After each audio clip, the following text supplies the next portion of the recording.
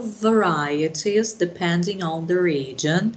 So, for example, there are differences in Cornwall and Denver, in Manchester and London. So, depending on the region in England, we have different forms to celebrate the afternoon tea. Um, Stupid things sometimes. For example, what is the correct position of the cream cheese? Above the jam or under the jam? Or the jam is on top? So some varieties. It looks like stupid varieties, but this is going to tell a lot where you came from England, for example. So if you have the tradition to put the jam on the top of your bread, for example, it shows you are a person from Devon. If you put the cream cheese on the top of your bread, it shows you are a person from Cornwall. I know, no problem. You can eat your bread with the jam or cream cheese above it, it doesn't matter. But depending on the circle of the people you are, it is going to show differences. And maybe you can be more or less accepted in your afternoon tea. So it's interesting before you enter, an afternoon tea, check around what is the origin of the people. This afternoon tea I mounted on slide number 4. It's a very general afternoon tea. So you can see the teapot. Usually the teapot it's made of Chinese porcelain. Chinese porcelain is considered the most sophisticated in England. Then we have a teacup, the napkin. Usually, the napkin, people, is made of linen, so it's not a paper napkin, all right? Don't kill me, but paper napkin is considered something very despisable. Whatever, it's not fancy, it's not chic, it's not sophisticated, so no paper napkin, okay? Not on tea time, maybe in other moments of the day, when you are having lunchtime or a dinner, then it's all right, but not on tea time. Okay, tea time is not interesting. Then we have the salsa, the teaspoon, the plate, the biscuits, tablecloth, tea, sugar bowl, plate, milk jug, and tea bags. People, one observation about tea bags. In Brazil, tea bags are very popular. So if you want to drink some tea, you go to the supermarket. Of course, the easiest tea you are going to find is tea bag. Okay, but people, in UK, tea bag is considered a very bad taste. So they really don't recommend drinking on tea bags. And people, come on, let's be honest. Today in Brazil, we have more kinds of tea bags, but the traditional tea bags like rosemary, chamomile, they have a taste of nothing. So tea bags are not very sophisticated for tea time. But look, depends a lot. For example, the official brand for tea bags to Buckingham Palace is Twinings. Twinings is a very popular tea bag brand all over the world. When Queen Elizabeth passed away, the first question Twinings made to the royal policy, to King Charles, was about the tea. Not about the administration of the country or about, I don't know, anything else evolved to politics. No, they asked about the tea bags. They asked to King Charles, oh, Your Majesty, are you going to keep the partnership with us? Or no, you are going to choose a different tea bag brand? Well, and King Charles renewed the contract, so yeah, Twinings continues to offer tea bags to the policy. But It's not the first choice. Usually they use natural flowers or natural tea contents on the teapot. And for ending, we have the strainer. So that is the composition of a very simple tea timing table. On the next slide, slide number 4, we have a little about the history I was commenting to you. So the tea time was introduced in England by the Duchess of Bedford in the year 1840. Like I commented to you, people, it's a very recent tradition, by the way. The Duchess used it to feel hungry at 4 p.m. Okay, I would like to give a pause here in this moment for commenting about this. People, I know usually when we talk about eating nowadays, usually we eat about midday, 1 p.m., something like this. But usually we have one time for having lunch, breakfast, snacks in the afternoon, and having dinner. And this is pretty acceptable. That's pretty okay. Nobody judges you because you are having snacks in the afternoon because you feel hungry. I believe actually nowadays is the opposite. Well, but in this year, in 1840, was very complicated in England because, well, rich people never ate very early. Rich people woke up late, for example, midday, and they use it to have a mix of the breakfast and the lunchtime, the brunch. Today we have a brunch, um, but it's not something dedicated for rich people. No, everybody can have a brunch. If you on a Saturday or a Sunday you wake up late and you want to have a brunch, go ahead. You can prepare it at your home or go to a cafeteria or a bakery. Brazil is so popular having bakeries, right? So that's the idea. Well, but in UK it wasn't this way. Jane Austen productions like Pride and Prejudice, you can observe it when Elizabeth visits Mr. Darcy. Mr. Darcy is having breakfast after midday because he woke up late and he is hungry after midday. So the tradition was this: rich people eat late. Well, of course, the Duchess of Bedford was no exception to this rule, but she used it to feel hungry.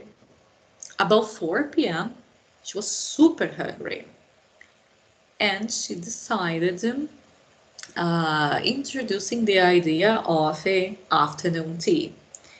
So, in the beginning, this wasn't something popular. This wasn't, because having the afternoon tea was something so bad. Like, oh my God, you cannot wait for your dinner time? What an absurd. Come on, just wait for your dinner time. With the time, the Duchess of Bedford, she completely changed it. She transformed what was a bad habit, having afternoon tea, in a very sophisticated habit.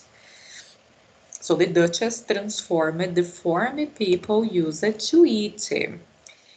Like the third topic, the pause for a tea became a very sociable event. People, and until today, afternoon tea is considered a very sociable event. So people get dressed, people are super respectful to the etiquette, they are super determined to show they have politeness, they have a good behavior in public. And it's a mix of things. So your posture on the table, the clothes you are dressing, and the form you speak, the form you position yourself to the people around you. So everything together was and is considered important in the afternoon tea. Well, now we have a pause for a video. We are going to watch a video about the origins of the cooking on the afternoon tea. People, I need one assistant. Let me see. Gisele, can you be my assistant? Teacher, não consigo colocar o tradutor.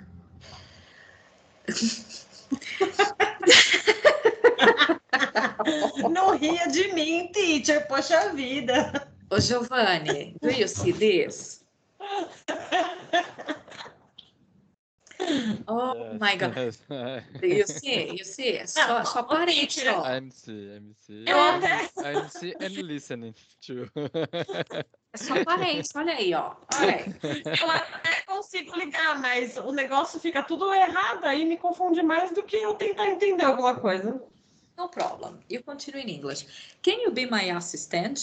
Can you share a video to me and our friends, please?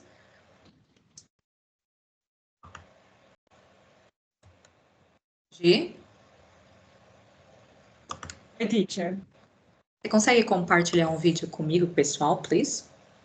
Consigo. Mas, ó, não esquece de ligar o áudio quando você compartilhar no Skype, por favor, tá? Tá bom. Dá um sharing aí, vamos testar com o pessoal se tá todo mundo vendo e ouvindo, please.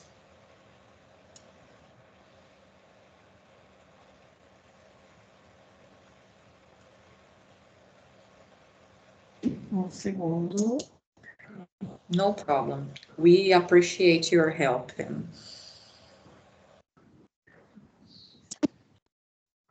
A tela sim, né?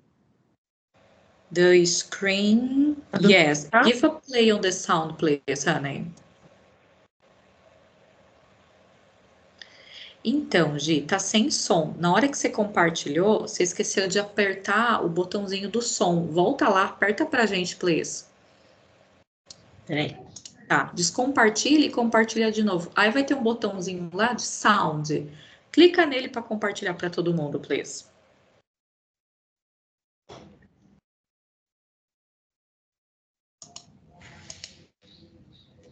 Acho que agora vai.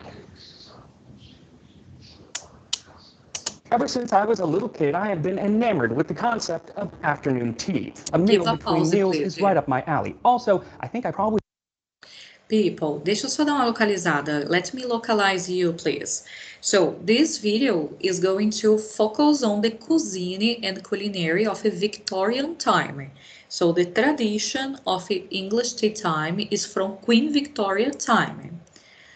The guy is going to speak for us the production, how to produce some important food in the English time on the tea. So please observe the production, pay attention on the history. He is speaking many things I'm going to speak in sequence too, but in a practical form. I know he speaks very fast, but use the images to help you too, all right? G, return to the start and give a play for us, please, Jim. Ever since I was a little kid, I have been enamored with the concept of afternoon tea. A meal between meals is right up my alley. Also, I think I probably thought that it was going to be a lot more like the Mad Tea Party from Alice in Wonderland. It's not, but it does come with cake. Like these Victoria sandwiches from 1861, made with sugar, butter, jam, and mustard. Mustard? Okay, no mustard. Don't let's be silly. So thank you to HelloFresh for sponsoring this video as we enjoy a bit of tea and cake, this time on Tasting History.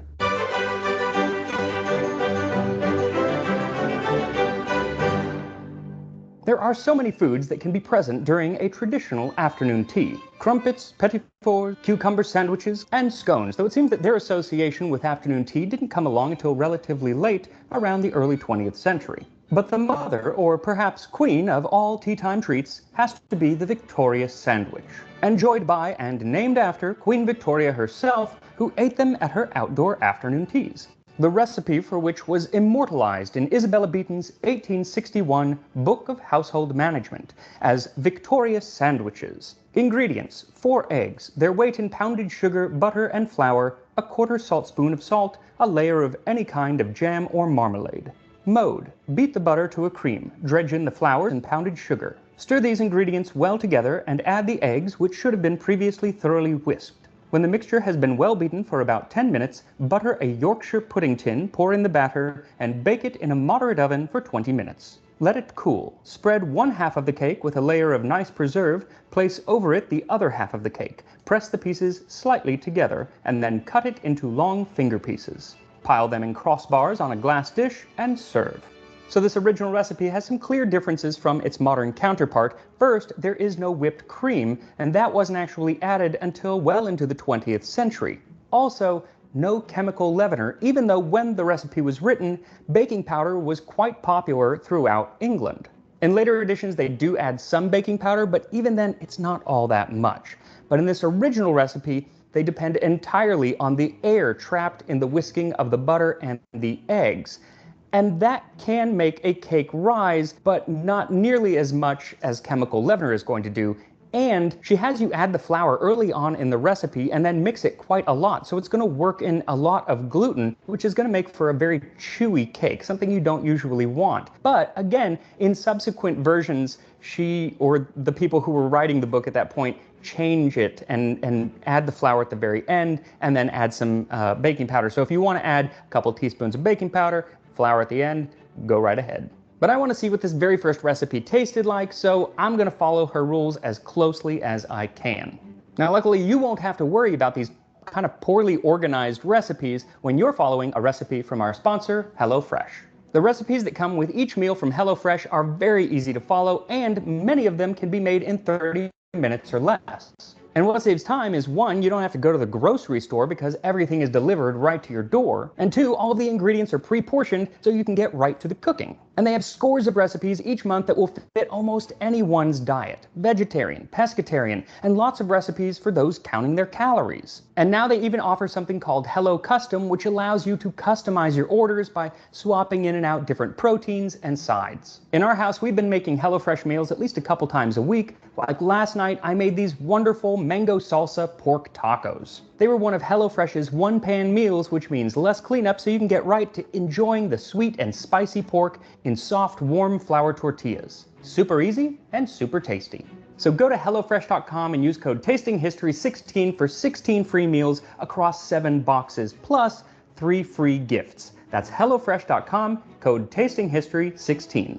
Though while you don't have to do a lot of measuring with HelloFresh, if you're following this recipe from 1861 for Victoria sandwiches, you do need to do some measuring. So for this recipe, what you'll need is 4 eggs, 1 cup plus 2 tablespoons or 225 grams of castor sugar, 2 sticks or 225 grams of softened butter, a little less than 2 cups or 225 grams of flour, and a pinch of salt. Also, it's important that all of those ingredients are room temperature or else you're going to have trouble getting them to combine. You'll also need some jam. And you can buy jam. She actually says buying jam is less work and you should just do that. But she also has recipes for jam. So if you want to make your own strawberry jam, then what you'll need is 1 pound or 450 grams fresh hulled strawberries, 1.5 cups or 300 grams of jam sugar. So jam sugar has some pectin added in, and that's what she uses for her jam. And you can make jam without it, but it's going to be a lot looser. Delicious, but looser, and it's not going to be great for making this. You want a nice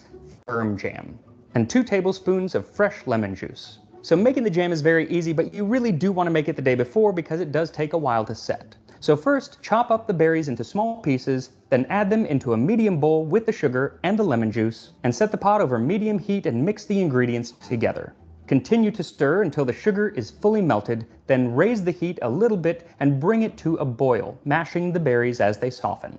Let it continue to simmer for another 10 to 15 minutes or until the jam reaches 220 degrees Fahrenheit or 105 Celsius. And make sure the entire time that you're stirring the jam every minute or so just to make sure nothing is scorching. As soon as it hits 220 degrees, remove it from the heat and continue to stir for just a minute. Then pour it into a jar, or as we'll be using pretty much the whole thing to make the cake, you can just put it into a bowl. Then let it cool completely, preferably overnight in the fridge, and the next day you can start working on your cake. So first beat the butter until it's nice and fluffy, then add the sugar and cream them together. Then whisk the salt into the flour, and if you're adding baking powder, add it here as well. Then stir the flour into the butter until somewhat incorporated. In a separate bowl, whisk the eggs until they're nice and frothy, then mix them with the butter and flour mixture. And you need to make sure it's completely mixed. And in subsequent recipes, she says to add a little bit of milk until you have a nice pourable batter. Then pour the batter into a buttered or parchment-lined rectangular tin. And it's a little confusing here because she says to put it into a Yorkshire pudding tin, which if you look that up today, looks like this. But in the 1800s, and sometimes still today, Yorkshire puddings were made in large rectangular tins. Then smooth the top of the cake and set it in the oven on the middle rack at 350 degrees or 175 Celsius for 15 to 20 minutes or until a toothpick inserted comes out clean. Then take it out of the oven, let it cool in the pan for about 10 minutes, and then remove it and let it cool completely. Now, as this cake is traditionally enjoyed with a cup of tea, I wanted to do something on the history of tea. But it is a huge, vast history, and it can actually be quite dark and political at times, so I think it's going to need to be a whole series of videos in the future. And since our cake, I think without the baking powder, might be a little dense today, I figured I would keep the history on the lighter side.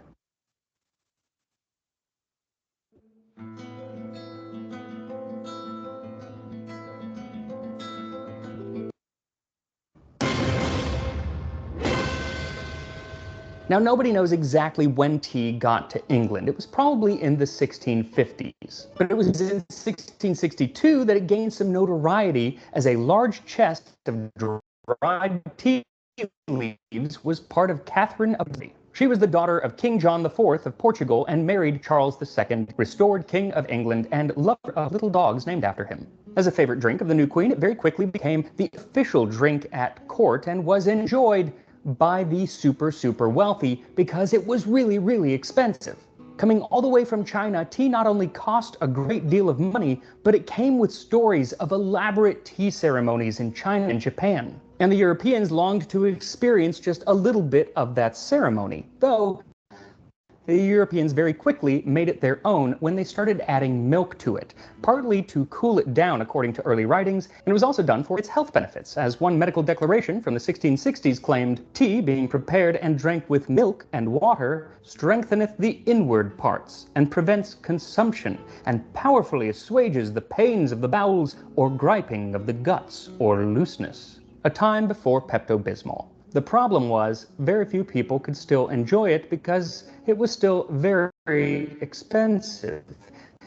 And not long after, in the early 80s, it was gaining the reputation as being a drink for ladies. Not because it was particularly feminine, because the more popular at that time coffee was, at least publicly, a man's drink, as London's coffee houses didn't admit women patrons. But in 1717, one of the proprietors of those coffee houses, Thomas Twining, expanded to include tea along with the coffee. He'd been selling the beverage since 1706, but in this shop, the Golden Lion, it catered to both men and women. Great ladies flocked to Twining's house in Devereux Court in order to sip the enlivening beverage in small cups, for which they paid their shillings. Throughout the 18th century, the price of tea dropped dramatically so everyone could enjoy it, and it really did become a meal all of its own. And a meal of tea and meat dishes, known then as high tea, or sometimes the more on-the-nose meat tea, became very popular with the middle and lower classes, though the meal actually replaced the evening meal instead of just adding a fourth meal to the day. Also, to clear up some confusion, at least here in the US, many times when we say high tea, we mean something very fancy because I guess the word high is in it, and it seems like high and almighty or whatever. But actually, high tea was the more common tea, and it was called high tea partly because it was eaten at a high table, a dinner table, rather than low tea or afternoon tea, which was eaten at a low table or like a coffee table today. But these different combinations of tea and food being served together were not necessarily a daily occurrence for most people, and it wasn't until the 1840s that afternoon tea became an established custom. And credit for this change is often given to Anna Russell, the 7th Duchess of Bedford. At that time, the daily agenda for your average unbelievably wealthy person in England was a large breakfast, and then a smaller, less formal lunch, and then dinner at 8 p.m. with nothing to nosh on in between those two meals. I'm a snacker, so I couldn't do it, and it seems that the Duchess couldn't either. For between 4 and 5 o'clock, she would complain of a sinking feeling and indulge in a pot of tea and some bread or cakes, the recognized establishment of the daily afternoon tea. Now later, the practice of afternoon tea would become an established custom for many, many people, but in those early days, it seemed that afternoon tea had to be taken rather covertly. One of the early guests of these afternoon teas was the actress Fanny Kemble, and she wrote in 1842, "When visiting Belvoir Castle, I received on several occasions private and rather mysterious invitations to the Duchess of Bedford's room, and found her with a small and select circle of female guests of the castle, busily employed in brewing and drinking tea with her Grace's own private tea kettle." And she said that those first afternoon teas were a very private and, I think, rather shamefaced practice of it. But it didn't stay shamefaced for long, because the Duchess Anna Russell was good friends with Queen Victoria. And so when the Duchess did something, it was cool simply because the Duchess did it. She was the Regina George of 19th century England. And when I say that she was Regina George, I mean it, because the Duchess was a mean girl. Quanto você acha que você precisa para parar de trabalhar e viver de renda? R$1 milhão? See, there's a story about another lady at court, Lady Flora Hastings. And Lady Flora was highly educated and notorious for her stinging wit, something that the other ladies at court didn't seem to enjoy very much. Well, in 1839, she caused a little bit of a scandal when she rode in a carriage unaccompanied from Scotland to London with Sir John Conroy. Tongues began to wag. And just a few months later, Flora went to go see the Queen's own physician with a complaint of nausea and swelling in her lower abdomen. And without doing a full examination, he did declare that she was pregnant, even though she wasn't married. Of course, she denied it, but it was too late. The rumor mill was in full swing, headed by Baroness Louise Leeson and the Duchess Anna Russell. The rumor eventually reached Queen Victoria, who, by all accounts, in those early days of her reign, was kind of a mean girl herself, and she treated Lady Flora very poorly and very publicly. It was actually something that later on in life, Queen Victoria would say that she greatly regretted. So to defend her honor, Lady Flora was forced to publish a letter in the Examiner newspaper. But her belly continued to grow, and her reputation was beyond repair at that point. And a few months later, she died. And they did an autopsy only to find the cause to be a large tumor on her liver. Well, now, the Queen obviously did have some remorse later on, but as far as I could find, there was no remorse on the side of either Baroness Leeson or Duchess Russell. Mean girls, like I said.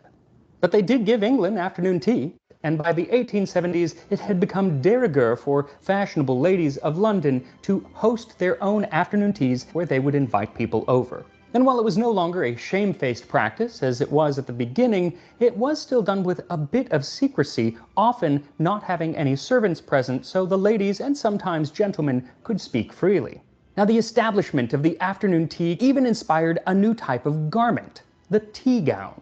Everyone knows that a tea gown is a hybrid between a wrapper and a ball dress. It is always a train and usually long flowing sleeves, is made of rather gorgeous materials, and goes on easily. It can very properly be put on for tea, and if one is dining at home, kept on for dinner.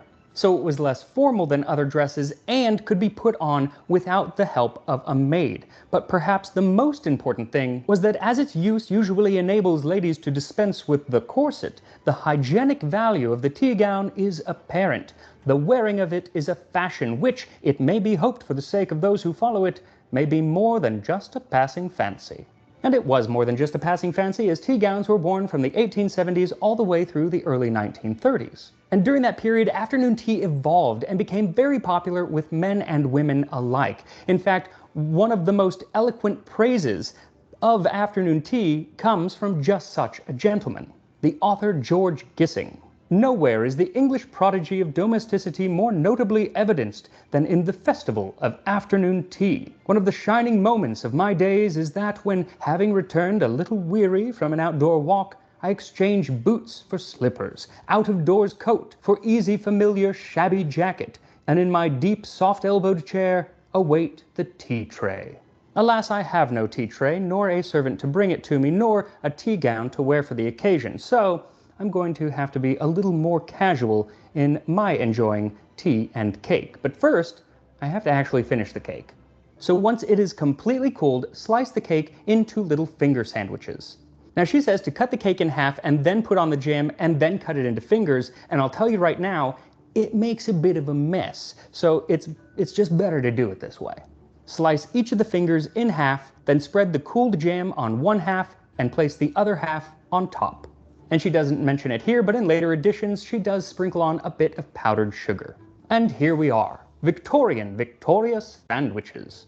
So with the cake, you're probably going to want a cup of tea. Now, Earl Grey is my usual go-to, and Darjeeling was the favorite of that mean girl Duchess. But today, I'm going to try a tea that was actually sent to me by Matt Bage, who was the person who designed the opening intro for Tasting History. Matt and his sister Kendra run Cosplay Cafe, and they sent me 3 blends, which you can actually get online. Fire, grass, and water type. And since I always choose Squirtle, I'm going to try the water type. The herbs and flowers in the tea actually color the drink, so it's a lot of fun to drink. A perfect accompaniment to the sandwiches. Let's give it a go.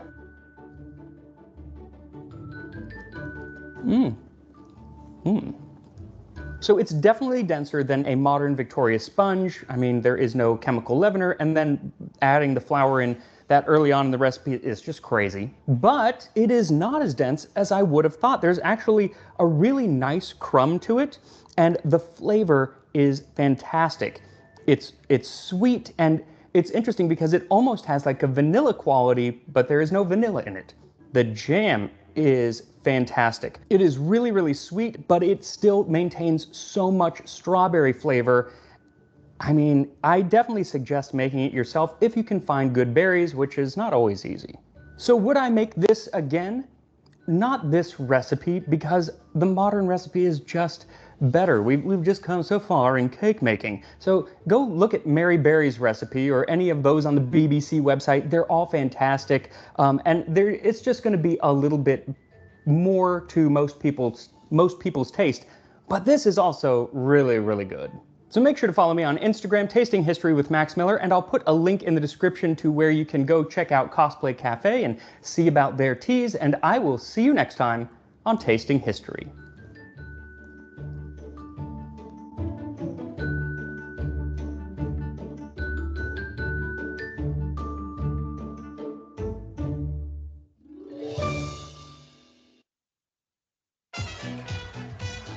Por que a Coca-Cola de vidro é tão gostosa? Proteja sua casa com o alarme Verisure, com gravação de imagens e notificação policial. Thank you, Jim. You can stop the video for us, please. Excellent. Very good. People, I love this guy. Some of you have already experienced this guy in the class. And I like him so much because he brings the atmosphere of the time we are studying. So, for example, in this video, he was super dedicated, super careful about reproducing the recipes. And in the middle of the recipes reproduction, commenting about the invitations, how people invited each other for the teas, how people could talk about this. So he is amazing. And of course, you observed in the past was much more difficult to prepare tea time. Obviously, people, we have return to the slides, please. Let's return to the slide. We are on slide number 5. We can continue. I have some more observations on the slides, and then we can associate it to the videos. So the pause for tea became a very sociable event. You could observe this on the video, right? The importance tea time had. During the 1880s, the upper class and society women would change their clothes to long gowns, clothes, and hats. So people, not obligatorily every day people dress in this form. No, even in this time, just in special occasions, people dressed more sophisticatedly. Traditional tea served with cucumber sandwiches, scones with cream, cakes, and pastries. So this part of the cuisine and culinary you could observe in our video. You can go to the next slide, please. You can go to slide number 6.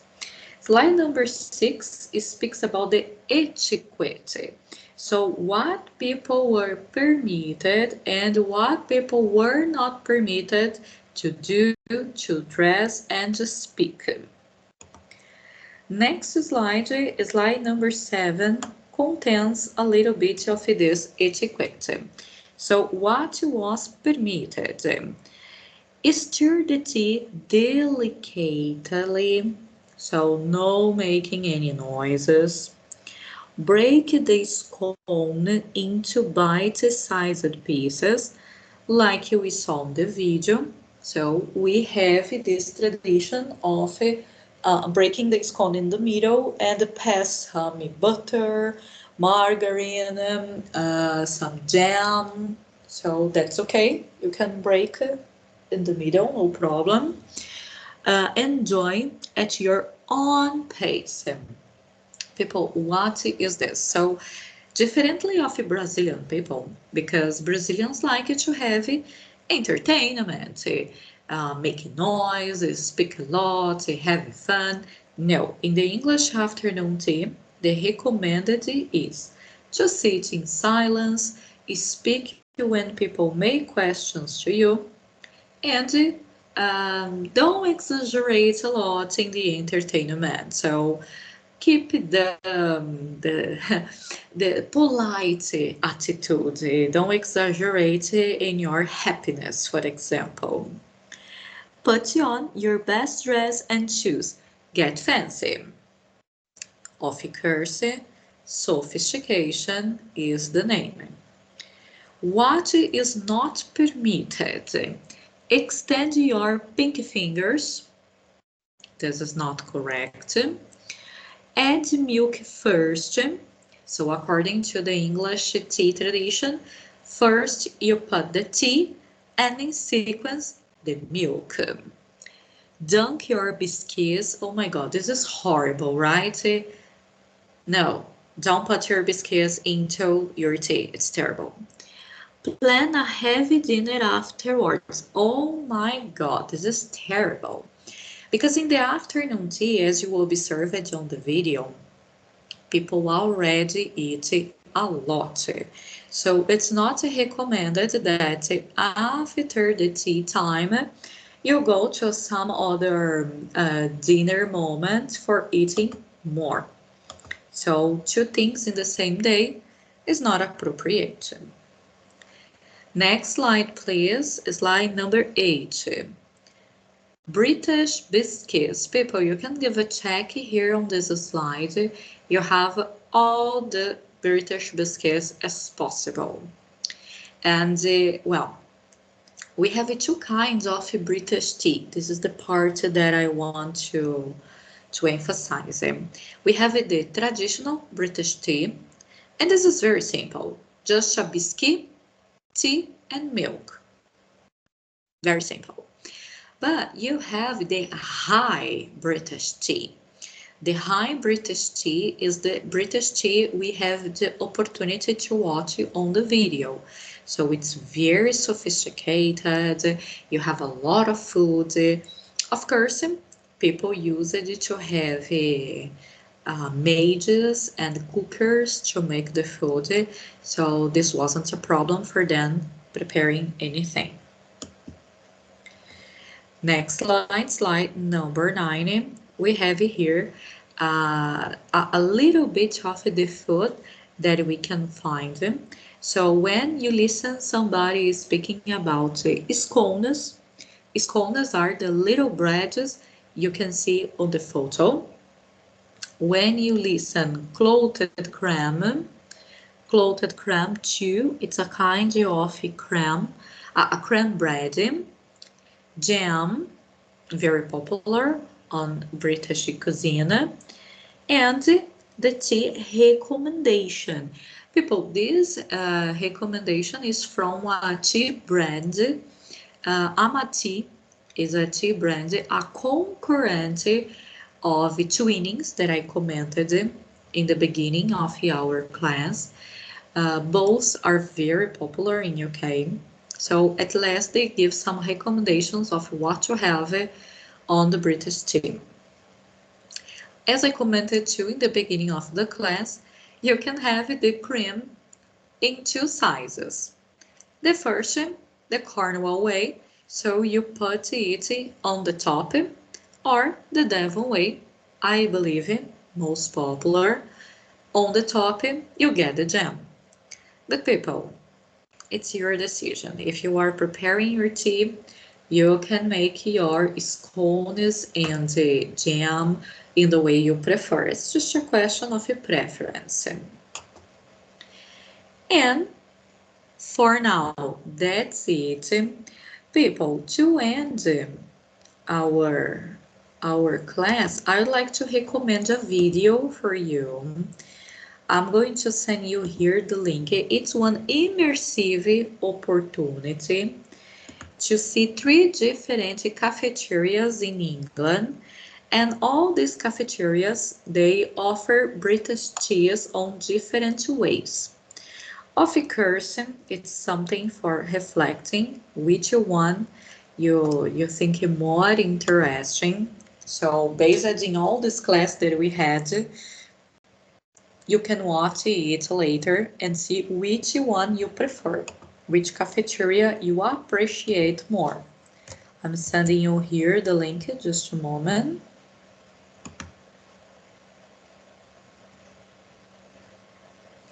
So the link is here in our chat. And people, this class I recorded, all right? I'm going to post on YouTube. So tomorrow I'm going to dedicate myself to post this class on YouTube. I'm going to comment this too in our WhatsApp group. So some students didn't have opportunity to enter for different motives. Some of them were finishing activities or they had things to do, but this is not going to be a problem because I recorded the class and I am going to post it tomorrow on YouTube. So I'm going to send the link on Instagram and also in our WhatsApp group. After, it's going to be on YouTube forever until internet exists, okay? Thank you so much for everyone who is here. Have an excellent night. I hope you enjoyed. Lila raised the hand. Hello, Lila, you can speak.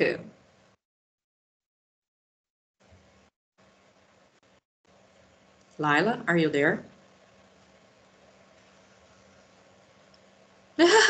No, Lila is not here. She's just participating on the chat. All right, people, thank you so much. Have a good night. Bye-bye. We are going to have more opportunities, okay? See you guys.